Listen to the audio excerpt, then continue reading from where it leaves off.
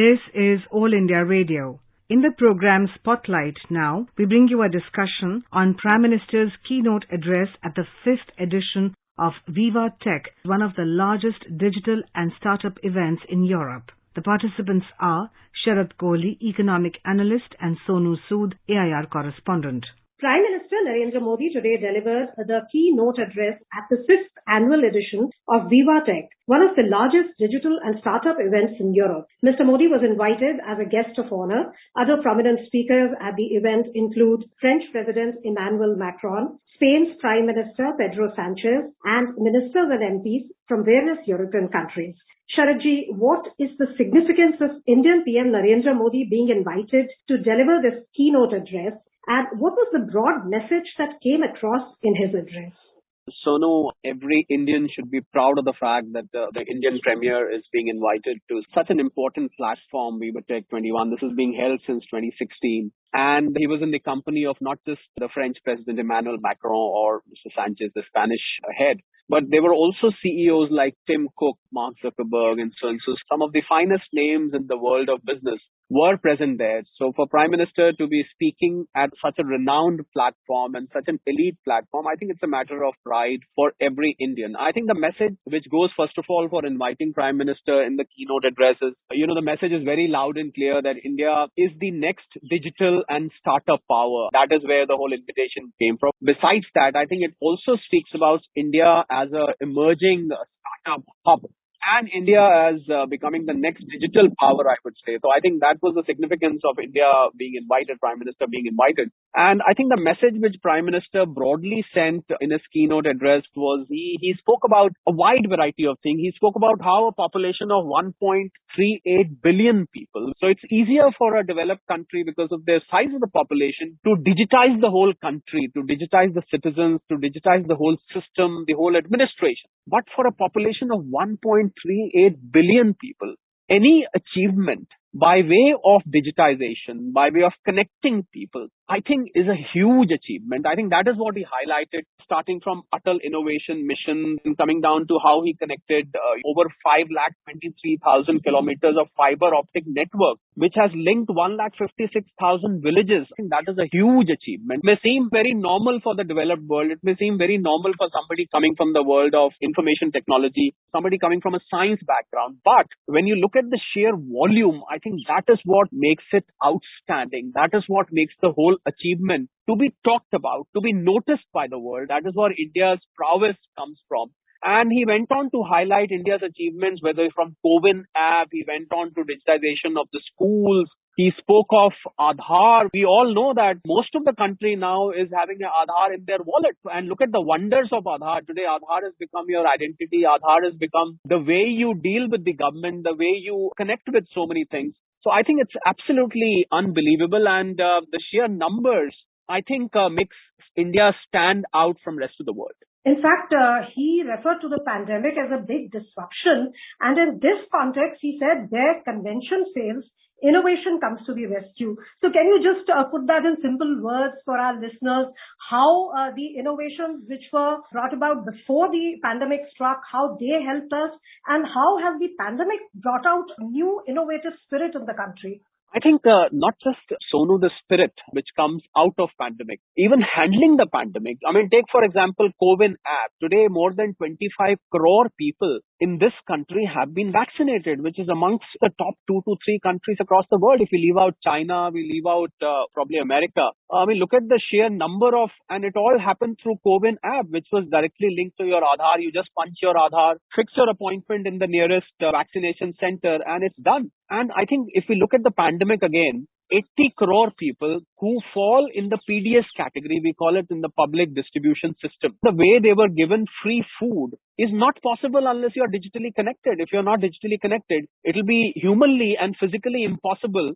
to make sure that every person is getting the free food and the cooking fuel subsidy. And thanks to the connectivity through Aadhaar, that these people have been able to get the benefit, 80 crore is a huge number. And then when it comes to digital education programs, that itself, look at what happened during pandemic. I mean, the entire country education system came to a standstill. I'm talking about the physical education. But then the country did not take that as a setback. All schools, all colleges went into the digital mode. Today, I think exams are being held, the tests are being held, valuations are being done, classes are being held, tutorials are being held, assignments are being held. Every single thing is happening through information technology, through connectivity. I mean, we've got so many dedicated apps which schools are using. They're using their own developed information technology platforms where children and students are getting educated. So I think pandemic has strengthened India's resolve. I would say when Prime Minister last year, when the lockdowns happened and when the country was suddenly taken aback by this pandemic,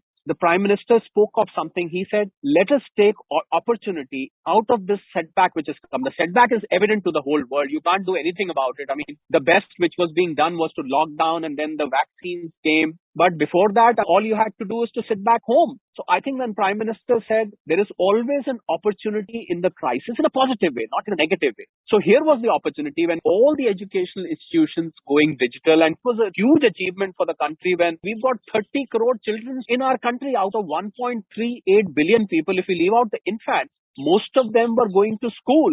So to educate 30 crore children, of course, we can leave out some who are less than 3 years of age. To educate them and continue their education without interruption was again a very, very significant achievement. Then the pandemic came, there was Arogya Setu, an app which could track down where you were, how many people around you were COVID infected, how many people were symptomatic. That helped you in testing, tracking, tracing. Arogya Setu made all that possible. The pandemic has further glorified the need and the achievements of the country in the digital world. And then I would say that pandemic has been a catalyst to India's resolve in becoming a digital country. In fact, he said that India has the world's largest startup ecosystem, and he talked about several unicorns.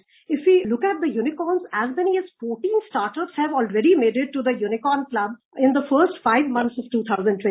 In fact, in 2021, the unicorn story has many firsts, as the unicorn list saw the entry of first health tech, first social commerce, first infra technology, and first e-pharmacy unicorn. So you feel that this shows the resilience of the Indian startup ecosystem? We look at another number which our listeners of Spotlight would be very fascinated with, that 65% of India's population is below 35 years of age. And that is the age below which most of the startup founders belong to. So this is a country of startups. And when Prime Minister spoke of every person becoming an employer, I mean, instead of seeking employment, when the seeking employment became so tough in this pandemic-stricken world, that was the right time when so many people decided to go on their own. Again, an opportunity out of crisis. If you're not able to find a job, do something of your own. Startup India mission undertaken by the country a few years ago served as the right platform for these startups to launch. And some of the challenges which startups face across the world, they are not just confined to India. They are faced by startups around the world. I could name some of the challenges which Indian government and the Indian startup ecosystem is helping to solve. Like one of them is getting funding. So the Startup India Fund, which the government had set up in 2016, I remember, that fund is helping so many startups probably get their seed capital, get started. Then comes competition. The Startup India, if our listeners have gone through Startup India website, portal, the steps which Government of India has undertaken to help the startups, you will find it helps you fight competition. It helps you being tutored, being educated on believing in unrealistic expectations, because we find some of our youngsters, they want to become rich overnight. So I think the startup ecosystem teaches you that, look, have your expectations which are more realistic. Then when it comes to selecting suitable manpower, it comes to choosing the right partner, co-founder for your startup. Funding, I already discussed about how to manage your finances. Then a very important aspect which has come out of pandemic, we find data pilferages, data leakages happening every other day. Cyber security is another aspect which startups are now working on. There are startups which are exclusively dedicated to cyber security, and even who are not, I think, are trying to introduce mechanisms, trying to introduce measures which take care of cybersecurity, because as we become more and more digital, Sonu, cybersecurity becomes a huge challenge, because we hear some of the very largest organizations in the world suffering from data leaks, data pilferages, hacking. We found in America recently, there was a hacking done in the fuel pipeline. So I think cybersecurity is something which is a challenge for the startups, because most of the startups, they belong to the IT world. Then winning trust of the customers is another thing which our startup ecosystem is trying to inculcate amongst the startup founders. Another very important aspect, Sonu, that startup does not necessarily mean a digital startup, an app-based startup. The recent initiative undertaken by the government is that you could still be a manufacturer and still be a startup. You could start a trading and still be, you could start a service which may not be related to information technology, and you could still be a successful startup.